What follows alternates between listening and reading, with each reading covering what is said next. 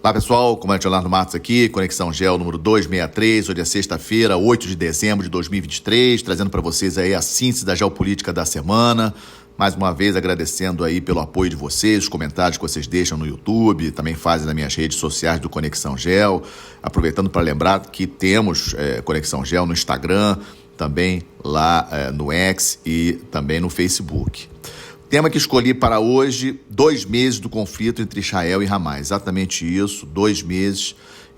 Vocês lembram daquele sábado, 7 de outubro, quando o Hamas perpetrou ataques contra Israel, dessa vez de maneira inédita, não apenas lançando foguetes sobre Israel, mas com invasão por terra. 1.200 israelenses morreram, muitos jovens, muitos idosos, crianças, e de uma maneira também inédita foram feitos 240 reféns, foram levados para dentro da faixa de Gaza. O Hamas controla a faixa de Gaza desde que venceu a única eleição que teve lá na faixa de Gaza, e o Hamas venceu a autoridade palestina. A autoridade palestina, o Fatah, é um outro grupo político, que o Fatah controla a Cisjordânia, né, e o Hamas controla a faixa de Gaza. Só que o Hamas também é um grupo terrorista, é considerado por muitos países, não é considerado formalmente pelo Brasil, mas é considerado pelos Estados Unidos, Reino Unido e outros países da Europa como um grupo terrorista. Tem um braço armado, como é o caso do Hezbollah, que é partido político, mas também tem um braço armado lá no Líbano. Pois bem, qual é a situação que estamos hoje? Vocês também devem se recordar que Israel iniciou logo em seguida, né, logo depois do ataque perpetrado pelo Hamas no dia 7 de outubro, alguns dias depois, o Israel já invadiu o território, praticamente uma semana depois, invadiu efetivamente a faixa de Gaza, mas realizando grandes, pesados ataques que destruíram muito a parte norte da faixa de Gaza e geraram aquelas imagens todas que nós vimos, muitos civis palestinos mortos em função desses ataques israelenses. Israel tem um grande desafio nessa investida dentro da faixa de Gaza, que é a questão da rede de túneis, né? A rede de túneis que o Hamas usa, onde guarda munição, onde eles se escondem, torna esse conflito muito mais complicado para as forças israelenses. E a questão dos reféns, obviamente, é outro complicador. Na semana passada, vocês acompanharam aqui no Conexão Geo da semana passada, comentei sobre isso, tivemos aquela pausa, uma semana de pausa no conflito, foram feitas trocas de reféns por palestinos presos em prisões israelenses, e atualmente o número de reféns que ainda permanece dentro da faixa de Gaza, cerca de 137 reféns. Esse número aí tem algumas contradições, mas em torno disso também. E Israel, depois de fortes ataques, então, na parte norte da faixa de Gaza, agora está realizando ataques fortes na parte sul. Qual o problema? Quando ele atacou a parte norte, os palestinos que habitam, lembrando, 2,3 milhões de palestinos habitam a faixa de Gaza. Quando os palestinos foram incentivados a fugir da parte norte da faixa de Gaza para a parte sul, eles agora, obviamente, se concentram em sua grande maioria na parte sul, e Israel, desde a sexta-feira passada, quando encerrou o cessar-fogo, voltou a atacar pesadamente a faixa de Gaza, com vários bombardeios, e na parte sul, que é onde está agora a maior parte da população. Ou seja, estamos mais uma vez, vimos aí ao longo da semana, aquelas cenas de crianças feridas, idosos feridos, destruição na faixa de Gaza. Eu diria que está relativamente um pouco melhor, pelo menos pelas informações que nós temos, em termos de nível de destruição. Dá para perceber que Israel realmente está tendo mais cuidado com relação a esses ataques, mas os ataques e a destruição estão acontecendo ainda e estão gerando aquelas imagens que eu tenho falado para vocês. Eu discordo dessa estratégia israelense. Israel tem sim que eliminar o Hamas na parte, neutralizar a parte militar do Hamas. É praticamente impossível eliminar o Hamas como um todo. Sabemos que alguns líderes do Hamas, inclusive, não vivem ali na faixa de Gaza, estão fora dali da região, mas dessa maneira de destruir, né, sair explodindo prédios e mais prédios dentro da faixa de Gaza, gerando aquelas cenas de destruição, de morte de civis inocentes, crianças, etc., os números que recebemos lá da faixa de Gaza, obviamente não podemos confirmar esses números, são números informados, falam de mais de 6 mil crianças já mortas, que é um número absurdo. E isso levou, por exemplo, ao secretário-geral da ONU, Antônio Guterres, nessa quarta-feira, acionar o artigo 99 da Carta da ONU, que prevê que o secretário-geral pode chamar a atenção do Conselho da ONU, de Segurança da ONU para qualquer assunto que, em sua opinião, possa ameaçar a manutenção da paz e da segurança internacional. É isso que está escrito lá no artigo 99, para forçar o Conselho de Segurança a votar a questão, para obrigar Israel a fazer um cessar-fogo mais prolongado, para efetivamente poder retirar aí, de alguma forma, ajudar aí esses milhões de palestinos civis que não tem nada a ver com Hamas e que estão ali numa situação bastante complicada e levando à morte de muitos inocentes. Então, é um conflito que nós não temos como precisar como vai acabar exatamente, aquelas questões que eu já coloquei aqui para vocês no Conexão Gel. Quem vai controlar a faixa de Gaza depois que efetivamente Israel conseguir neutralizar o Hamas, e aquele ponto que também acho muito importante, que é até que ponto toda essa destruição, a morte dessas crianças, essas cenas todas que nós estamos vendo, não vão levar ao surgimento de outras células terroristas, outros mártires, palestinos se explodindo em cidades israelenses ou em outras cidades do mundo, levando a violência em níveis cada vez maiores. Esse aqui é o meu ponto. Israel deve se concentrar em operações especiais, operações no terreno, ataques com mísseis muito pontuais, realmente muito pontuais, para tentar diminuir essas cenas todas que nós estamos vendo de destruição e de morte de civis. Segunda parte do nosso Conexão Gel, a questão do conflito da Ucrânia. O conflito da Ucrânia, o maior conflito na Europa desde o final da Segunda Guerra Mundial. Quais são as novidades que eu trago para vocês?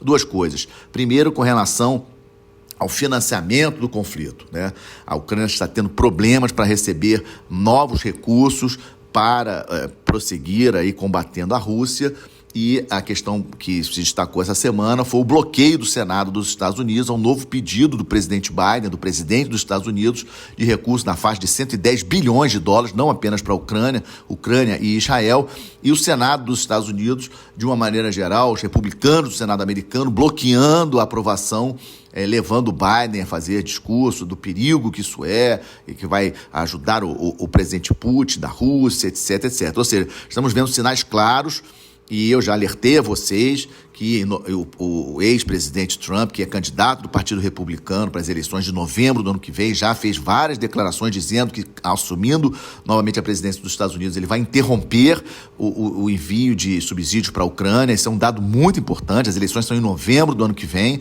mas já agora já estamos vendo aí dificuldades no fornecimento de recursos para a Ucrânia, bastante preocupante.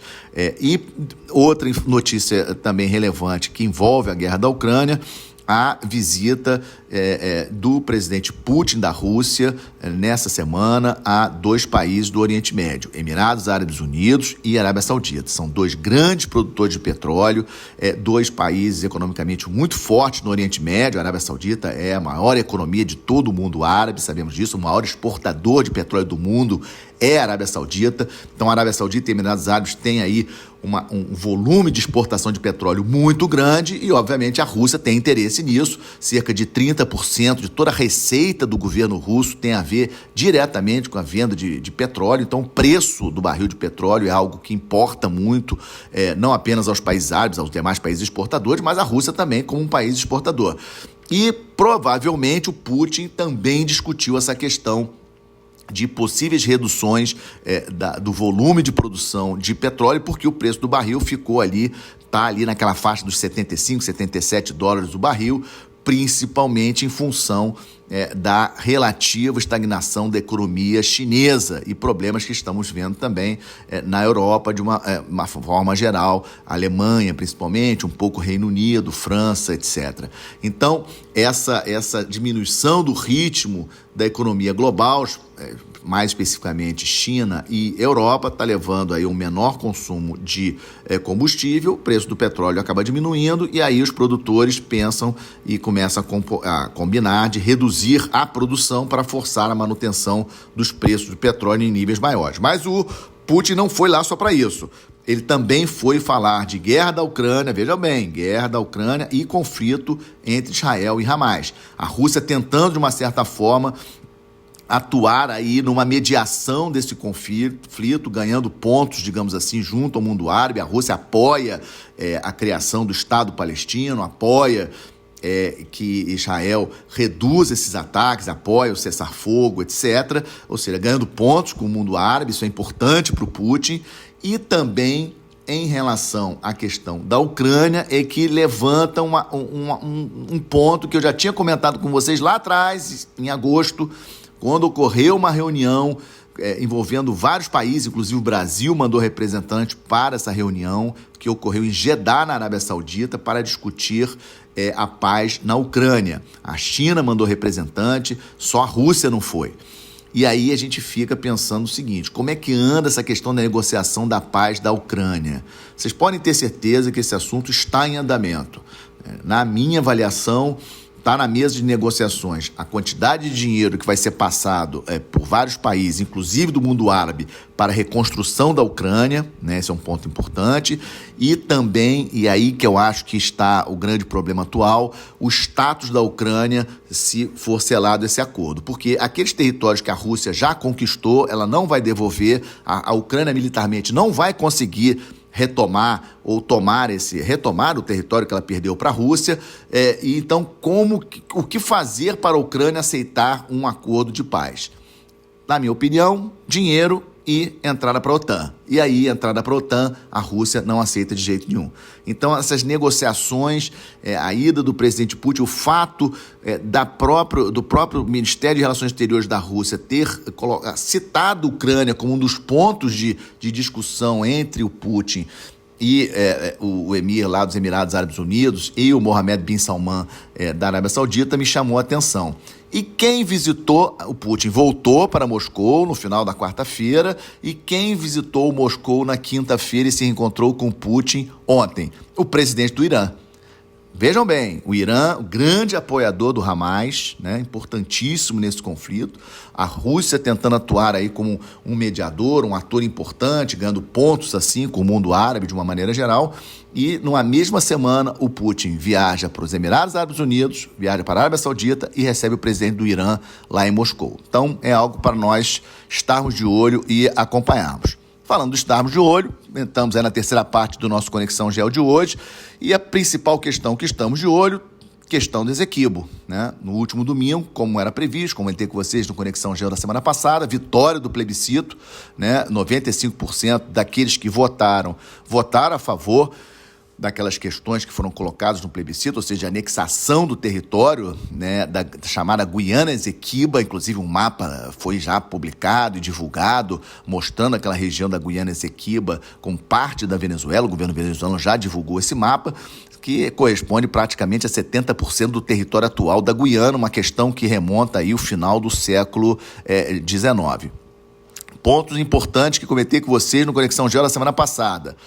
Acho muito difícil, eu descarto a possibilidade da Venezuela fazer uma ação militar por terra contra a Guiana, porque falando exatamente em características do terreno, ali é uma região de floresta amazônica, essa região aí da Guiana Esequiba, e melhor um pouquinho para a penetração de tropas venezuelanas nessa região seria via Roraima. E isso, na minha opinião, totalmente descartado. O Exército Brasileiro, inclusive, já reforçou, enviando tropas ali para reforçar na fronteira da Venezuela, mas para dar uma satisfação até para o próprio público brasileiro de que estamos fazendo alguma coisa. O presidente Lula deu essa determinação para o ministro da Defesa. Aliás, hoje está prevista, hoje, sexta-feira, está prevista uma reunião do presidente Lula com o ministro da Defesa para tratar desse assunto, né? Depois nós vamos saber aí o que eles trataram, talvez, não sei, algum comunicado. Mas eu diria para vocês que a invasão por terra da Guiana Esequiba pela Venezuela, na minha avaliação, descartada. A possibilidade é que a Marinha da Venezuela faça efetivamente, talvez, um bloqueio, um cerco às 3 plataformas de petróleo que hoje estão produzindo efetivamente petróleo nas águas que correspondem à região da Guiana Esequiba. As águas jurisdicionais que hoje correspondem à Guiana Esequiba têm 3 plataformas de petróleo produzindo efetivamente petróleo, na faixa de 620 mil barris por dia, aproximadamente. Elas estão sendo operadas pela ExxonMobil dos Estados Unidos, mas o consórcio geral também envolve uma empresa de petróleo da China. Por isso que na semana passada eu disse que achava difícil mesmo essa opção marítima da Venezuela fazer alguma coisa em relação a essa plataforma. Não é impossível, mas acho difícil. Por que o Maduro fez isso? no final das contas, ele muito preocupado com o bom resultado da Maria Corina, ex-deputada da Venezuela, da oposição venezuelana. Nas prévias de votação da oposição venezuelana, a Maria Corina teve uma expressiva votação e os Estados Unidos estão em cima da Venezuela, ameaçando voltar os subsídios, as sanções econômicas contra a Venezuela, impedindo a Venezuela de vender o seu petróleo, caso a Venezuela não liberte os presos políticos que tem lá e caso não permita que as eleições do ano que vem tenham efetivamente observadores internacionais. Acho que o Maduro viu uma situação muito difícil para ele, viu que a chance dele perder a reeleição dele no ano que vem é muito grande, e aí ele veio com a carta do Essequibo, essa carta nacionalista que todo venezuelano, de uma maneira geral, aprendeu a respeitar e aprendeu que essa região faz parte mesmo da Venezuela, etc. Mas mesmo assim, apenas 10 milhões de venezuelanos foram no plebiscito. Isso informações do governo, oficiais do governo venezuelano, que a gente sabe que pode até não ser verdade, né? De 20 milhões de venezuelanos, 20,5 milhões de venezuelanos aptos a votar no plebiscito, apenas 10 milhões compareceram, ou seja, 50% daqueles que... Isso, informações oficiais, nós não podemos confirmar se essas informações estão corretas. Ou seja, por isso que o Maduro veio com essa carta de Essequibo. Eu não acredito que ele vá invadir militarmente a Guiana, mas estamos de olho nessa questão. Outra questão que estamos de olho, posse do novo presidente da Argentina neste domingo, dia 10. O presidente brasileiro já informou que não vai, infelizmente. Acho uma decisão equivocada do governo brasileiro não enviar o presidente não comparecer. Aquilo que eu sempre tenho falado, nós temos que pensar geopoliticamente o Brasil. Nós não devemos, a América do Sul, nós não devemos pensar a América do Sul ideologicamente. Ou seja, se eu não gosto de determinado presidente, eu não vou, e se eu gosto, eu vou. Se eu gosto, eu empresto dinheiro, se eu não gosto, não empresto. Se nós queremos liderar a América do Sul, nós temos que ter uma postura geopolítica. Eu sempre falo isso, postura geopolítica, né?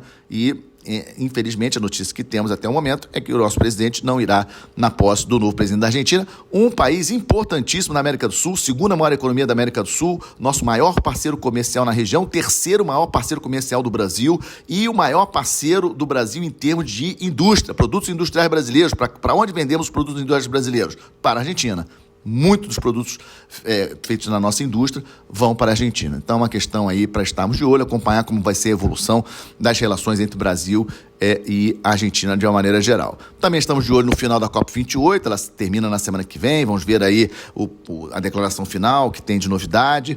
Por enquanto, da COP28, só escândalos, né? Escândalos em relação ao dirigente mor da COP28, que é presidente de uma empresa de petróleo lá nos Emirados Árabes Unidos e fazendo reuniões aí, em paralelo também colocando questões aí de petróleo, no meio de um evento que é para discutir carbono zero, e o emir lá, o sultão lá do Dubai, falando de negociações de novos campos de petróleo para sua empresa, etc. Isso aí estourou uma grande polêmica em relação a essa questão. E aí, fechando o nosso Conexão GEL 263, vamos para as boas notícias, duas boas notícias, né? Primeira notícia é que o navio patrulha oceânico APA, da Marinha do Brasil, fez um lançamento exitoso de uma aeronave remotamente pilotada, Scan Eagle, no dia 21 de novembro. Essa informação só surgiu essa semana, por isso que trago agora para vocês.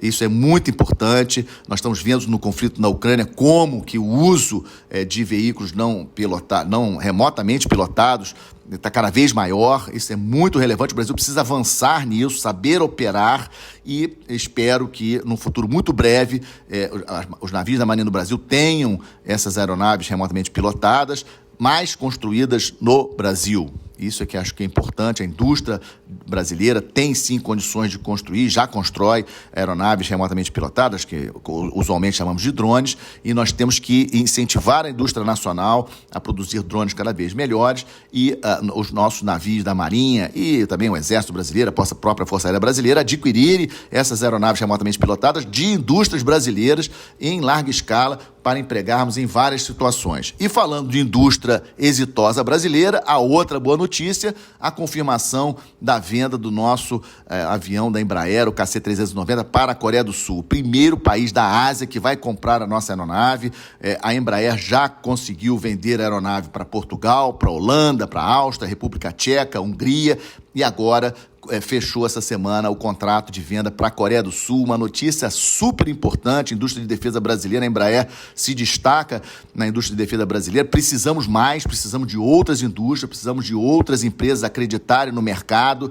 Infelizmente, né, o mercado de defesa é um mercado que está crescendo por todas essas incertezas do mundo e para o Brasil nós temos a nossa própria indústria de defesa, é muito importante para nós não dependermos de terceiros estados quando efetivamente estivermos em conflito com outros países. Então, essa é uma notícia que achei excelente e é com ela que fecha esse Conexão Geo 263. Lembrando a vocês, se gostaram, deixem o seu like, compartilhem com os amigos, ajudem a divulgar o canal. Um excelente final de semana a todos. Até a próxima sexta-feira. Muito obrigado.